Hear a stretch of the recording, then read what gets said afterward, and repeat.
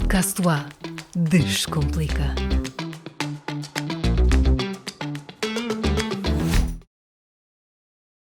Sejam bem-vindos. Neste episódio do Podcast UA Descomplica falamos de sustentabilidade das florestas. E connosco, para falar deste tema, temos João Afonso Correia. São três convidados, Carlos Fonseca, Milene Batista e Paula Maia. Carlos Fonseca é biólogo, é doutorado em Biologia, professor catedrático do Departamento de Biologia da Universidade de Aveiro e membro do Centro de Estudos do Ambiente e do Mar, CESAM. Foi Chief Technology Officer do CoLab ForestWise, o laboratório colaborativo para a gestão integrada da floresta e do fogo. Milene Batista é licenciada em Biologia e mestre em Biologia Aplicada, ambos pela Universidade de Aveiro. Atualmente exerce funções como técnica de conservação da natureza na Associação BioLiving. E ainda Paula Maia, licenciada em Biologia e doutorada em Ciências da Engenharia do Ambiente, integrou equipas de investigação na Universidade de Aveiro como bolseira investigadora desde 2006 em projetos focados na ecologia de comunidades vegetais, sobretudo em áreas florestais. Primeira questão. Ao pensarmos nos tópicos a abordar para esta conversa, questionámos-nos se, em vez de sustentabilidade das florestas, o tema não deveria ser sustentabilidade do território não urbano, território não povoado. Porque quando estamos a falar de sustentabilidade das florestas, falamos também de questões como economia, organização da sociedade, despovoamento do interior, desequilíbrios regionais. Será assim? A questão é para mim, já percebi. É assim, sustentabilidade é um termo que está na moda, não é? E que só por si acho que encerra três grandes componentes, que é as questões económicas, ambientais e sociais. De facto, focar apenas na floresta eu acho que é um bocadinho redutor, porque nós que estamos a falar é de facto sustentabilidade de um território que é mais do que floresta, embora a floresta seja uma componente importante, cerca de um terço do país é floresta. Temos cada vez mais a noção de que a floresta está inserida eu diria, num ecossistema cada vez mais agroflorestal e até mesmo pastorícia. Portanto, temos que integrar aqui três componentes que essas sim podem de alguma forma garantir ou contribuir cada vez mais para a sustentabilidade dos territórios. Estamos a falar de territórios cada vez com menos pessoas, portanto territórios que de facto têm uma ocupação crescente deste tipo de coberto, não é? Seja ele florestal principalmente, mas também cada vez mais de matos. E a agricultura com alguma tendência para a redução, mas que claramente em termos de estratégia para o mundo rural temos que conseguir integrar aqui estas três componentes. E, portanto, a sustentabilidade, creio que não é um termo que, apesar de ser um termo da moda, creio que ainda não está gasto e, portanto, ainda tem o seu valor, mas cada vez mais olhar para este termo de uma forma integrada e portanto, não apenas focada na componente florestal, e depois tentando aqui realçar estes três pilares, não é? Porque de facto a economia é aquilo que poderá vir a fazer com que as pessoas invistam na floresta ou nos sistemas agroflorestais e que de alguma forma tenham rendimentos a partir daí, portanto, e se possam fixar nestes territórios rurais. Portanto, e daí também a componente social e depois a componente ambiental, que cada vez mais tem relevância, olhando inclusivamente para estes recentes acontecimentos derivados do temporal, em que, de facto, a componente ambiental e também olhando para as grandes catástrofes derivadas dos incêndios, acaba por ter aqui um papel muito relevante naquilo que é a sustentabilidade destes territórios. Uhum. Aproveitando exatamente essa referência ao temporal, esta altura pela qual o país atravessa, Paula, passámos já pela depressão Christine e agora estamos perante outros fenómenos climáticos que continuam a trazer muitos ventos, muita chuva ao país. Perante estes fenómenos extremos e que se prevê que sejam cada vez mais comuns, não é? Que relevância tem, portanto, a floresta? Bom dia, aquilo que nós temos visto na comunicação social e quem teve a oportunidade de ir ao local após a passagem desta depressão, destes fenómenos extremos e catastróficos, não é? verifica que há uma grande destruição do coberto florestal e também de árvores em contexto urbano no decorrer destes eventos. Isto, por um lado, põe a nu a fragilidade destas árvores, seja em contexto urbano ou seja em contexto florestal, que deve levar a uma reflexão sobre quais são, talvez, as condições que permitiram que algumas árvores fossem mais poupadas do que outras. Isso terá que ver, certamente, com a estrutura, com o tipo de substrato em que elas estão. Falando em árvores florestais, em contexto de floresta, qual é que é a estrutura daquele coberto, a idade daquelas árvores, as espécies. Pronto. Vemos uma destruição bastante constante ao longo das imagens que nos chegam e ao longo do território que é possível visitar, para quem teve a oportunidade. No entanto, não nos podemos esquecer que parte aquela grande massa florestal que nós vemos destruída, todos aqueles pinheiros que estão...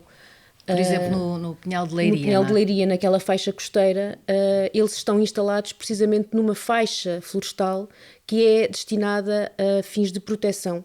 E esta proteção tem que ver com a proteção dos solos e com a proteção das populações mais a interior, quer populações, os núcleos habitacionais, também a utilização do solo para fins agrícolas, por exemplo. Eu não fiz ainda uma reflexão acerca disto, mas penso que será útil fazê-lo, que é avaliar até que ponto é que esta faixa costeira de floresta não contribuiu de facto para amortecer a passagem da depressão e que a função de proteção que está agora refletida na destruição daquela floresta possa de facto ter sido parcialmente conseguida, não é? Ou que a destruição para as habitações tenha de facto sido... não tenha sido ainda pior. De alguma forma minimizada pelo amortecimento da energia da tempestade naquela massa florestal que ainda tinha alguma dimensão depois dos últimos fogos que destruíram grande parte também daquela floresta. Estas árvores que foram partidas, elas vão acabar por morrer, não é? Estas árvores não têm viabilidade da forma que estão e pode levar a que este coberto florestal que está tão depauperado, digamos assim, em eventos futuros... Exatamente. Já não existe e aquela função de proteção seja agora cause esta carência de proteção do interior. Portanto, é um momento crítico. Sim, porque havendo no futuro, daqui a um ano, por exemplo, uma situação idêntica, os efeitos poderão eventualmente ser ainda piores. Com esse tipo de frequência destes eventos meteorológicos ou climáticos, consegue facilmente perceber-se que pode haver um agravamento dos efeitos para o interior, para as populações que estariam sobre a proteção daquela floresta. E para além desta questão da proteção, que é muito importante, eu também salientava aqui a questão económica para aquelas populações. Estamos a falar de pinhais maduros, não é? Que tinham aqui uma função, por exemplo, em termos de resinagem muito relevante, num território onde a resinagem ainda é bastante forte, contrariamente a outras áreas do país, e que agora, em termos de recuperação desta atividade, vai ser de facto bastante moroso e não sabemos os impactos ainda que poderá ter nesta atividade. Portanto, aqui a questão económica acaba por ser mais saliente, mas também a questão social, porque está diretamente relacionada, e a questão ambiental. Portanto, temos aqui, uma vez mais, estes três pilares com consequências drásticas neste território que foi agora devastado por esta tempestade. Este território em particular, mas a floresta acaba por ser sempre de uma importância grande, não é? De uma forma geral. E agora centramos-nos num problema que normalmente nos afeta todos os verões. Que é a questão dos incêndios, não é? Apesar de nesta fase termos outras preocupações mais urgentes, não é? Tendo em conta o temporal que houve e as tempestades que, de alguma maneira, embora de uma forma mais atenuada, continuam a decorrer ao longo destes dias. Mas a verdade é que nós devíamos estar a preparar-nos para os incêndios da próxima época de incêndios, não é? Aliás, deverá ser sempre assim todos os anos, preparar as coisas antes dos problemas acontecerem. E, portanto, a questão é que a floresta, estamos sempre, tanto num caso como noutro, tanto no caso dos incêndios, que tanto no caso destas tempestades recentes, estamos sempre num contexto de alterações climáticas, não é? E, portanto, as florestas tomam aqui uma relevância que importa assinalar. Uma das questões, por exemplo, é como é que as florestas podem minimizar estes efeitos das alterações climáticas, não é? Já agora, avançando para a questão um pouco mais concreta, a BioLiving é parceira da Universidade de Aveiro numa ação de plantação de espécies autóctones que vai decorrer agora em março. É um dos exemplos em que a floresta pode ser usada para minimizar os efeitos das alterações climáticas. Bom dia. Sim, tal como a Paula referiu, que as florestas podem minimizar também os impactos das tempestades. Obviamente as nossas florestas nativas, quando em bom estado, já desenvolvidas, também têm o mesmo efeito de minimizar os efeitos os impactos dos incêndios florestais. Nós já estamos habituados, Portugal já está habituado, chega o verão, chega o calor, é tempo de incêndios. Tanto que já deixou de ser visto como não um problema, mas visto como uma catástrofe, exato, mas sim uma norma. E portanto, pronto, é incêndios, passam até para o ano. E nós, como Associação BioLiving, também já fomos afetados por incêndios, nomeadamente nós atuamos muito na área da Albergaria, a Velha, a Estarreja, e essas zonas são conhecidas por ter muitas monoculturas de eucalipto, ser uma zona muito de floresta, por assim dizer, industrial. E portanto, nos últimos anos, estes incêndios têm afetado tanto as comunidades como também as nossas florestas, mas nós já tivemos os resultados, mesmo a olho nu, do que uma floresta já desenvolvida, uma floresta nativa, com a estrutura do coberto arbustivo e arbóreo bem desenvolvido, de parar o incêndio quase diretamente. Nós temos micro-reservas, que são, como o nome indica, pequeninas, são micro, de 2 hectares, mas que essa zona, após o incêndio, que tudo à volta é monocultura, após o incêndio chegar ali, a floresta tem muito mais umidade, muito mais, as árvores também são muito mais resistentes aos incêndios, não têm tanta matéria combustível e, portanto, conseguiram que na orla, algumas árvores e alguns arbustos ainda arderam, mas o resto, o núcleo do nosso bosque, ficou intacto. E, portanto, isso é quase como como num laboratório ver os efeitos locais de uma experiência, não é? E se em 2 hectares conseguiu parar o fogo para depois não chegar mais às comunidades, às casas e às aldeias que lá estavam perto. Se aumentarmos isso a uma escala nacional, ou se calhar não tanto, mas regional, e se implementarem mais projetos e até a nível municipais e do governo, se implementarem mais destas florestas, que são exatamente como a mata de Leiria, é um tampão para os ventos e para as tempestades, fazer estas zonas tampão também para os incêndios, estamos a preparar-nos para que estas calamidades, neste caso dos fogos, não voltem ou não sejam tão intensas como têm sido nas últimas,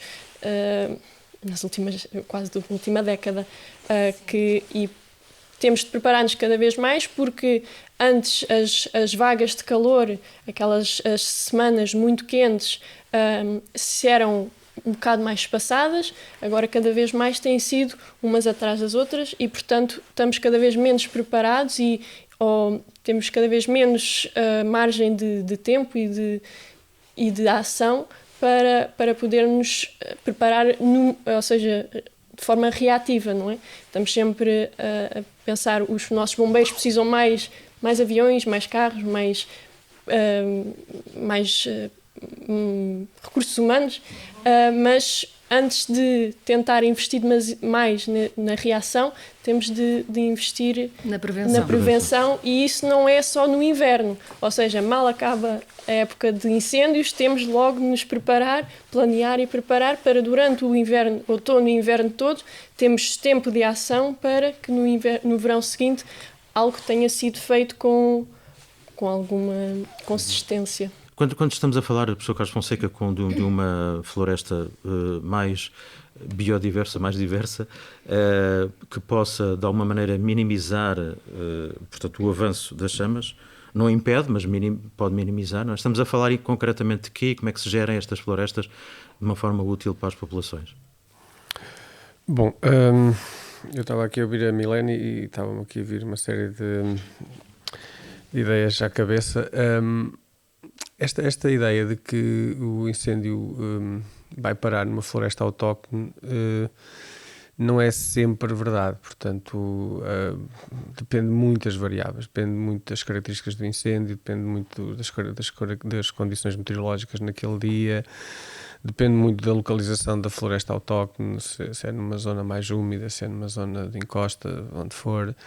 E temos de facto bons exemplos no nosso país. Ainda no ano passado a Mata da Margaraça uma vez mais veio nos dar esta lição, já com alguma escala, e também já tinha acontecido em 2017, e portanto olhando para estas estruturas, e também a Milene referiu este exemplo mais micro das micro-reservas geridas pela BioLiving, nós olhando para aquilo que está nestas florestas ditas autóctones, vamos encontrar uma série de espécies nativas, desde carvalhos a castanheiros, a medronheiros, a loureiros, portanto, depende muito de onde, do que é que estamos a falar, de que região do país é que estamos a falar. Agora, olhando para aquilo que aconteceu, especialmente desde 2017 para cá, mas também se formos a 2003, a 2013 e outros eventos extremos que tivemos no nosso país nos últimos 20, 30 anos, verificamos que também as florestas autóctones ardem. E ainda o ano passado, toda a zona do Sabugal e de Trancoso, etc., e no norte mais a zona de Vinhais, com castanheiros, com carvalhos, etc., também foi bastante afetada pelos incêndios.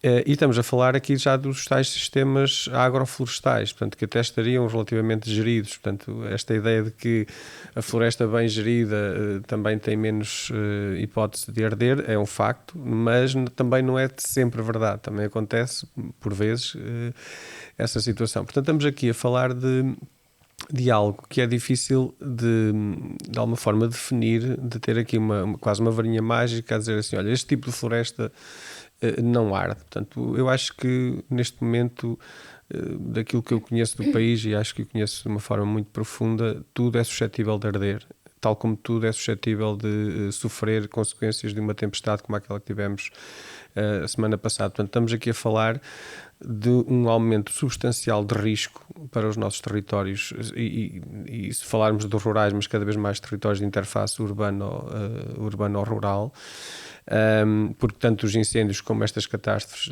derivadas do temporal também afetam as infraestruturas e as comunidades urbanas, e portanto nós temos é que estar cada vez mais preparados para esta maior frequência de risco, seja ela provocada por incêndios, seja ela provocada por temporais ou por outras intempéries, cheias, etc, etc. E portanto eu acho que o país, de uma vez por todas, tem que perceber que a nossa vulnerabilidade aumentou substancialmente nos últimos anos, e temos que preparar as populações, temos que preparar as nossas aldeias, as nossas vilas, as nossas cidades para este facto.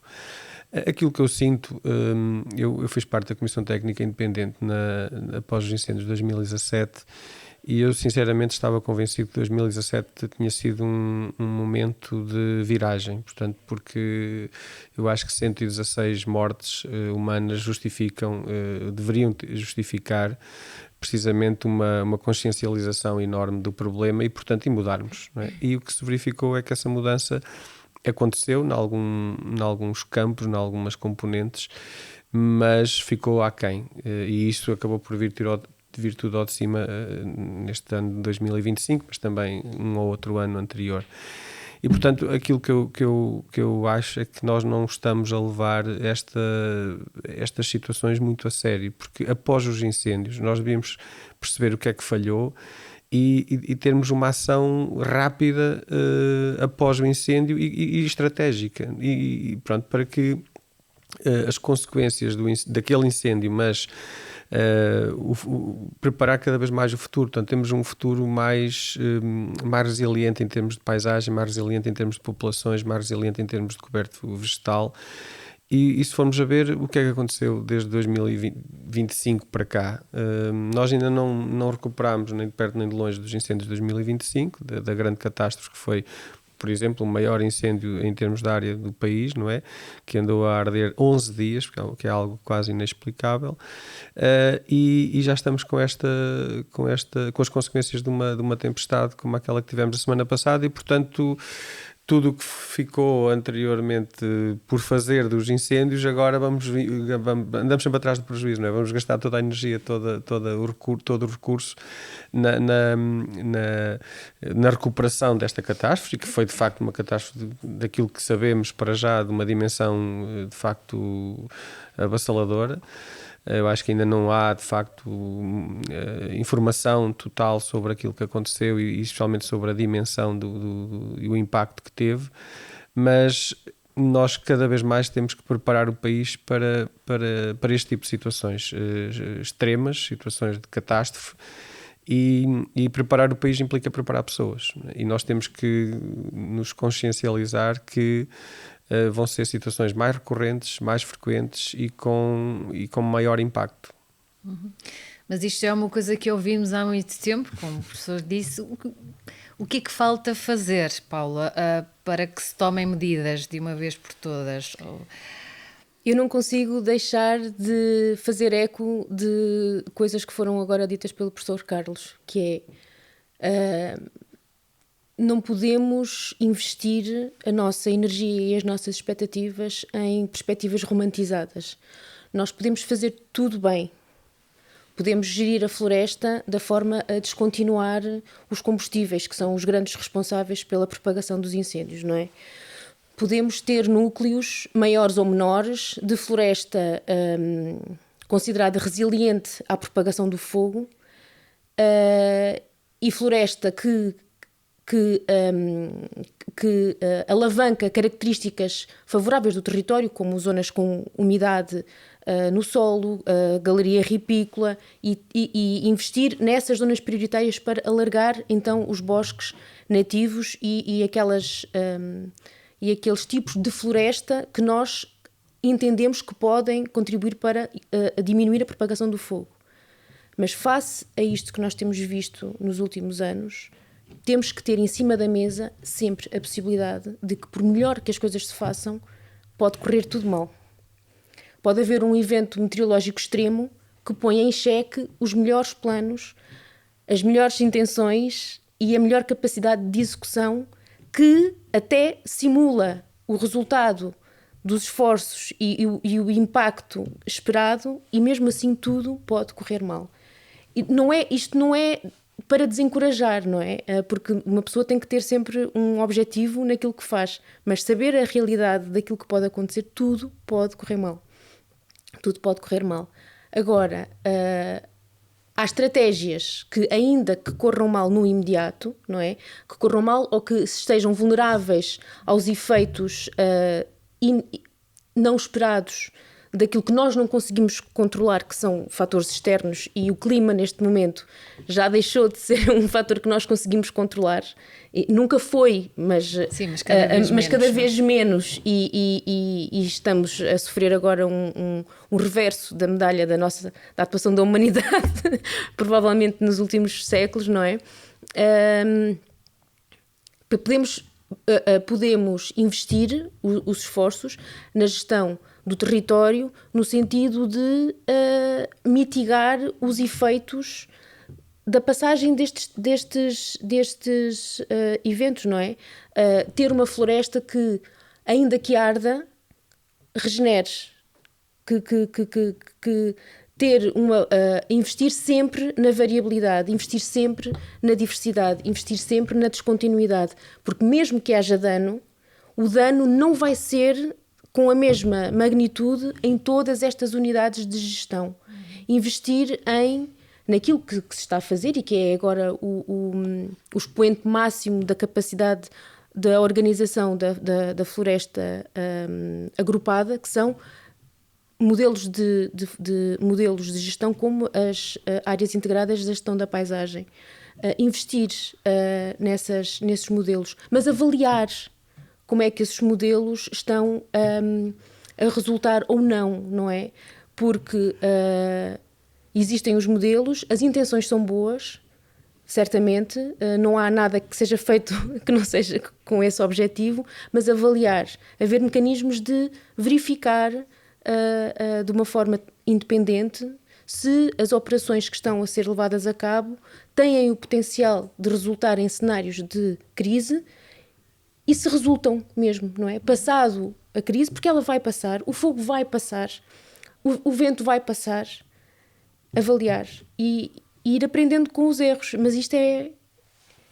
Mas é uma coisa que a BioLiving, aliás, já tem feito, não é? Já tem mostrado resultados dessas estratégias, não é?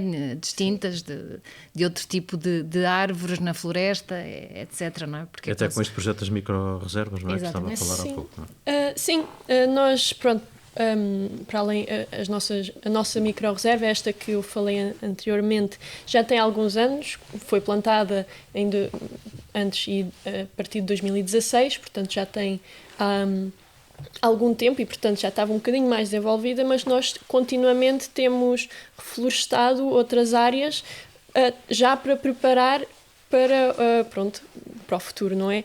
Não só áreas nossas, da associação, mas também apoiando privados, pessoas que, muitas delas, se não todas, afetadas por incêndios, ou seja, tinham terrenos florestais, nomeadamente plantações de eucalipto, e que ano após ano eram afetadas de alguma forma pelos incêndios e que chegaram a um momento em que perceberam que nem financeiramente, nem economicamente era rentável, nem para a própria, para o próprio psicológico era também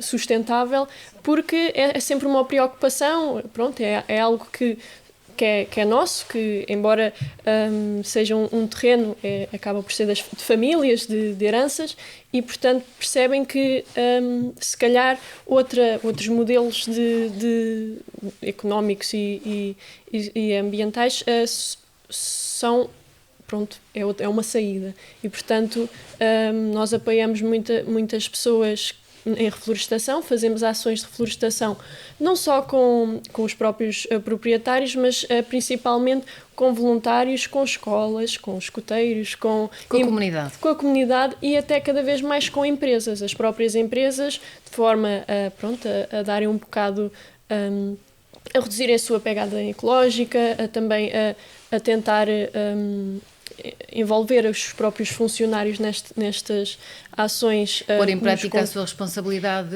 ambiental também. Exatamente, a sua responsabilidade. E então fazemos estas reflorestações, mas sempre nós sabemos que se calhar plantar 200 árvores, 300 árvores numa escala de desflorestação que ocorre mundialmente e numa escala dos incêndios que quando afetam também destroem florestas muito mais do que 200 árvores, mas é o impacto também na parte educativa, de sensibilização das pessoas que estão a fazer algo para o seu futuro, para o futuro dos seus filhos, dos netos, e para o próprio ambiente, a própria biodiversidade, e temos sempre essas duas componentes de mão dada, porque fazer conservação sem educação não existe. Só resulta a curto prazo. Exatamente. Não é? Antes de passarmos ao professor Carlos Fonseca, só uma questão também que vem neste seguimento à Paula. Considerando, obviamente, esta importância da floresta, os danos que os incêndios causam todos os anos, podem voltar a causar, mas também agora a situação em que se encontram os solos, nomeadamente das zonas florestais que foram destruídas, haverá aqui desafios também para esta reflorestação, para esta preparação, para esta renovação, não é, dessas áreas destruídas. Sim, e há em contexto de mitigação de efeitos dos eventos extremos, sejam dos fogos ou neste caso dos grandes temporais, no panorama nacional é mais inédito, não é? Tem que ser posta em prática uma cadeia de ações e de avaliações consequentes e lógicas e pelas entidades competentes, a avaliação do território e das condições que promovem mais risco, que aumentam a vulnerabilidade dos solos, tem que ser avaliada para se poder priorizar onde essas ações de mitigação depois dos efeitos negativos decorrentes das tempestades ou de outros eventos como os incêndios devem ser implementados. Porque não é a minha área de especialidade, os solos, mas aquilo que eu posso dizer é que o mais importante depois de uma catástrofe ou de um impacto, uma perturbação deste nível numa área florestal, passa pelo solo. A urgência passa por proteger o solo, seja depois de um evento de fogo, seja depois de um evento que elimina o coberto vegetal, que é o que protege o solo, não é?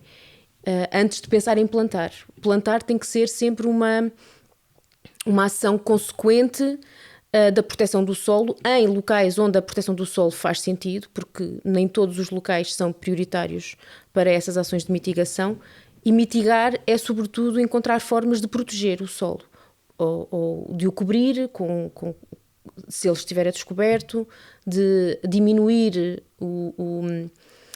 a velocidade das escorrências superficiais da água que decorrem também depois destas chuvadas, e estas chuvadas fizeram notar-se a vulnerabilidade de territórios que depois dos incêndios do verão não estavam talvez devidamente preparados para esta... O que faz com que fiquem mais saturados também, não é? O solo nu é frágil, porque os sedimentos e porque o que está na superfície não está contido por matéria vegetal. A física é simples. Existem vários pormenores, vários detalhes, dos quais eu não sou todo especialista, mas o solo a descoberto é um solo... mais facilmente erodido. Frágil, frágil. E é frágil porque a água pode arrastar essas partículas. O que se pode fazer em termos de depois, já passando daqui do componente do solo, é tudo aquilo que for a intervenção direta na plantação ou na recuperação da vegetação, tem que passar sempre por um período de verificação do que é que está a acontecer no terreno, porque há áreas onde a regeneração natural de todo vai ultrapassar o potencial que nós conseguiríamos ter com a plantação. A plantação não tem que ser uma ferramenta prioritária por si mesma. Tem que ser uma ferramenta a ser aplicada onde faz sentido. A regeneração natural de plantas com capacidade de sobreviver a estas situações deve ser privilegiada sempre que seja de acordo com os objetivos para aquela área. estes pinheiros que ficaram agora partidos no decorrer dos ventos, é preciso verificar, da mesma forma que seria aplicável e que foi aplicado após os incêndios, se há potencial de regeneração natural daquele pinhal antes de proceder à plantação, a nova plantação. Portanto, plantar a plantação é para ser feita quando há essa necessidade, quando o próprio sistema não é capaz de se auto-regenerar. Mas os terrenos plantados, não é, com vegetação, acabam sempre por ser uma vantagem para mitigar efeitos quer das chuvas, quer dos ventos e também. A vegetação não tem que resultar de plantação. É isso que eu estou a querer transmitir. Sim. O que é importante para a exatamente. E a proteção promovida pelos solos, nomeadamente a proteção promovida por arbustos, por matos, é muito importante em contexto de proteção dos solos, mais do que aquela que se conseguiria provavelmente com a plantação de árvores. Mas isto depende, mais uma vez, do objetivo, da área e da aptidão dos solos que se estão a trabalhar. Eu queria só pedir uma resposta sintética, se possível, que não, penso que não é uma questão assim também tão fácil, mas enfim. Esta questão é uma questão um pouco difícil, a questão da rentabilidade da floresta, não é? E a questão da boa gestão no sentido de maior biodiversidade. Quer dizer, como é que se resolve? Ou seja, normalmente há a ideia de que a boa rentabilidade, o bom rendimento da floresta se consegue com plantações intensivas, com eucalipto. Como é que se desmonta esta ideia feita, não é? E desrespeitando também, muitas vezes, a própria fauna, não é? Porque estamos a falar da flora, mas depois também temos o outro lado. Sim, assim, é um grande desafio, de facto, é uma pergunta difícil, mas eu acho que o que falta no meio disto tudo é, de facto, estratégia, é planeamento e é sabermos o que é que queremos de cada região, de cada parcela, porque temos que... A Paula referiu aqui um aspecto que eu acho que é muito importante, que é a questão do objetivo. Não é? Nós temos que, não é que nós tenhamos de trabalhar por objetivos, mas quando somos detentores, somos proprietários de uma área florestal ou agroflorestal, temos que primeiro conhecê-la, portanto, e conhecer implica questões de solo, questões daquilo que é mais adequado para aquela região, porque nem tudo deve ser colocado em todo o sítio, não é? E, portanto, perceber que vamos ter áreas que são puramente de conservação e que aqui há possibilidade de vir a ter rendimentos destas áreas através do serviço de ecossistema, de carbono, de proteção de solo, etc. É algo que está a ser trabalhado para, no médio e longo prazo, o proprietário ter também um rendimento derivado dessa ação de conservação de áreas que têm essa função e depois poder vir a ter áreas mais produtivas e aqui normalmente quando falamos em produção falamos muito do eucalipto, mas podemos falar do pinheiro, podemos falar de outras espécies até inclusive arbustivas, podemos falar do sobreiro, podemos falar do carvalho, podemos falar de muitas espécies que também têm algum e bastante valor, aliás.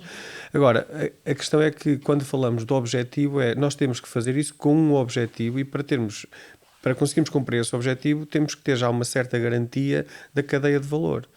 Não é promover ou plantar ou regenerar por regenerar. Eu acho que cada proprietário ou um conjunto de proprietários, e aqui as organizações de produtores florestais têm um papel importante, tem que contribuir para que se estabeleça ou se criem cadeias de valor, desde o território até seja fábrica, seja unidade de transformação, seja mercado, desses produtos que estão a ser promovidos numa determinada região. E aí eu acho que vai haver ganhos de escala, vai haver ganhos muito relevantes para o território, sendo que penso que, sob o ponto de vista do pequeno proprietário, estamos a falar essencialmente a norte do Rio Tejo em que a média da área das propriedades é bastante baixa, eu acho que ninguém tem a perspectiva de enriquecer brutalmente à custa da floresta e da agricultura. Agora, eu acho que a perspectiva é conseguirem manter aquele território e o rendimento que advém dessa atividade possa pelo menos cobrir estas despesas e claro, e se houver aqui a possibilidade de ter algum tipo de benefício económico também dessa atividade, melhor. Agora, enriquecer vai ser sempre muito difícil.